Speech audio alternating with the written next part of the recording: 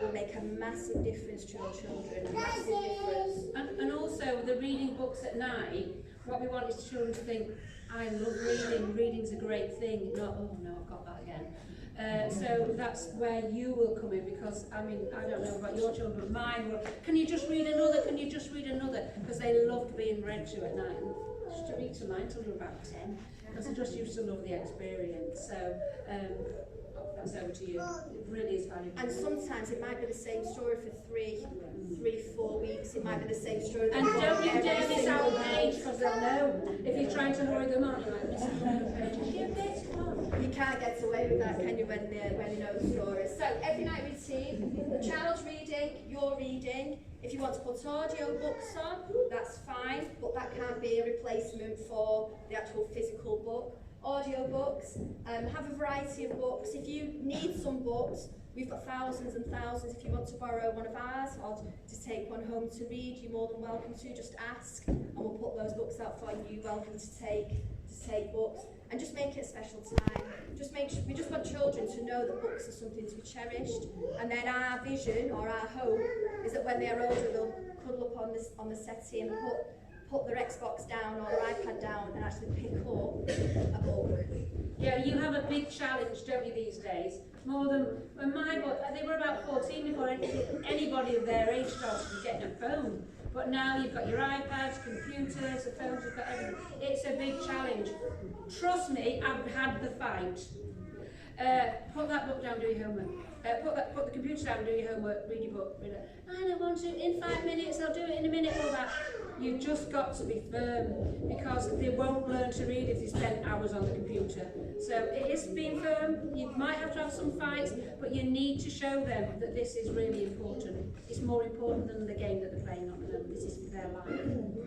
And once you've got that skill, life becomes a lot easier. So my children were doing the homework last night, and I thought, oh, this is really, it's much easier now. All that hard work that I put in for years and years and years, and now they're independently working by themselves. So it does pay off. You reap the rewards of it. So read aloud to your child. Be sure your child reads at least 10 minutes a day. Oh, so this is the research.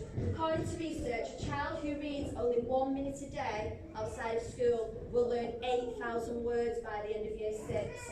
Whereas a student who reads 20 minutes outside of school will learn 1,800,000 words. That's huge. And that's backed up with research. So, reading aloud to your children, this is what it does. It doesn't just teach your children to read, it builds motivation, curiosity and memory. If you read a story to your child, they'll probably ask you 5, 6, 7 questions about that story. It takes children to places and times that they've never been, and it enlarges and enhances their worlds. It develops the words, develops their vocabulary. It creates a positive association with books and reading. So they see a book and they see reading as a positive thing, not something like, oh, I've got to do that. Helps children cope during times of stress or anxiety. We live in an incredibly busy world where children are bombarded with social media, and just to sit and learn to have that quiet time is huge for children. Huge for children. If English isn't, this is really, really important. If English isn't your first language, read in your home language too. It is much better if you are reading in your home language well than if you are reading English not so well. So if your home language isn't English, please read to the children in your home language. They will pick the English up because they're getting the English in school. So role modelling reading is extremely influential both with your child and on your own. If your child sees you picking up a book and reading a book, then they think, oh, I'd like to do that. We regularly get children copying us in class, so they'll sit down and pretend to take the register, or they'll be lining the children up. So please don't underestimate the power that you have over your children as influencers. So in the early years at St Kentigern's, we want the children to pick up books and show real interest. We are on our way with that. We want the children to know the purpose of a book. So the purpose of the book at the moment for the children is reading for pleasure and enjoying books and learning stories. By the time they come to study for their GCSEs, it will be to gather facts and information. We want the children to love being read to. We want them to be able to retell stories in their own words. We want them to finish off stories with repeated phrases and rhymes. So if I think about, we're going on a bear hunt. Have you read that story? We're going on a bear hunt, we're not scared. So children, if you stop at the right parts of the book, children will finish off your sentences.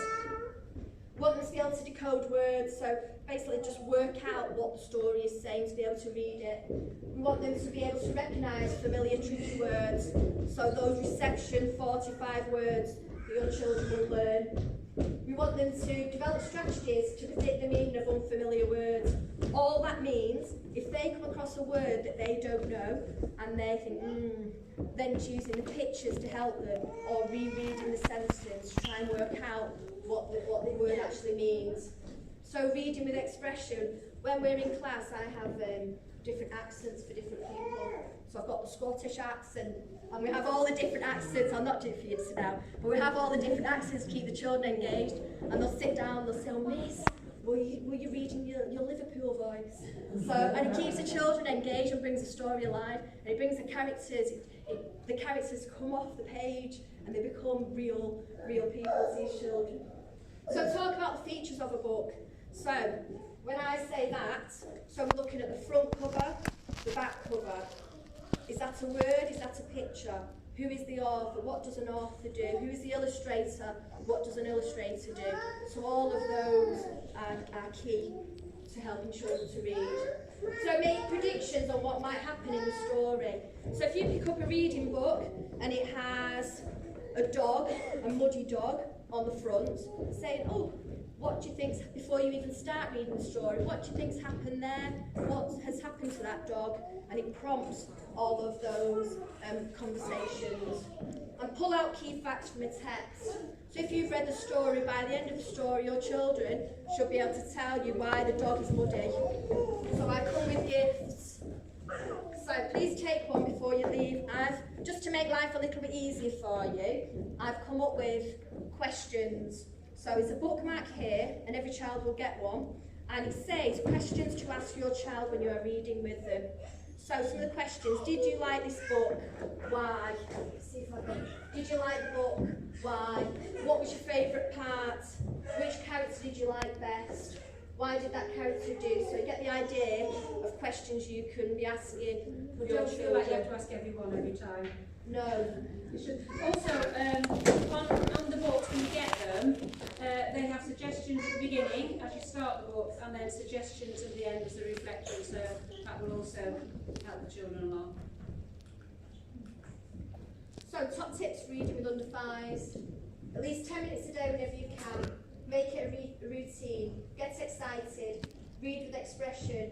Go back to the same book. It's okay if your child wants to read the same book again and again and again. That's fine. Picture books. Picture books are brilliant. Not every book has to have words. So if you've got picture books, encourages that rich language and those conversations. Let your child turn the pages. Don't make the book a forbidden object that only adults can hold. So if a page is finished, let your children turn the page, open the book. A variety of books, so rhyming books, non-rhyming books, books about real life things, books made up stories. And if English isn't your first language, read to your child in your home language too. And if you've got audio CDs in the car or at home or on YouTube audio stories, put those on too. Okay, I'm very aware that we've bombarded you with information. We've got a huge job to do by the end of reception. Do you have any questions for us? Or if you want to come later and you don't want to ask now, we'll both be around. So we will change the books, reading books twice a week. If your child is not reading at home, then it will prompt a conversation, because we want the children to do really well. Life happens, so if there is a week and you're struggling to read with your child and you just can't fit it in that week, something has happened, please speak to us and we'll make sure that your children don't miss out, that they get to read their book every single day. So first of all, the first 2 weeks you will get words that are sent home, if the children can learn those. We'll do that in class. Then we'll send home reading books and you will have a reading diary. Now if you write in the diary every time you've read with the children, because when we ask the children, have you read at home, very often say no, and then we ask the parents and the parents have read every single night with these children. So just sign the book to say that you've read, or if there's any comments or questions, please put it in. Then that provides us with a home school link to make sure that every child has a successful year. Yeah. So that's 2 books twice a week. So there'll be a phonics book and an Oxford Reading Tree book. And they will get changed Tuesday and Thursday, I think. Is that right? Yes.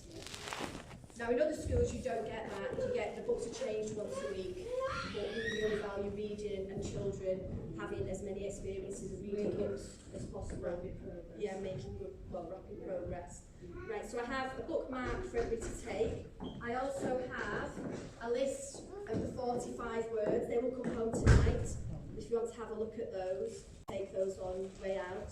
Please have a look at the books that will be coming home with your children. And if you have any questions, we're available to answer them. But thank you so much for your time. Yeah. Thank you. Thank you.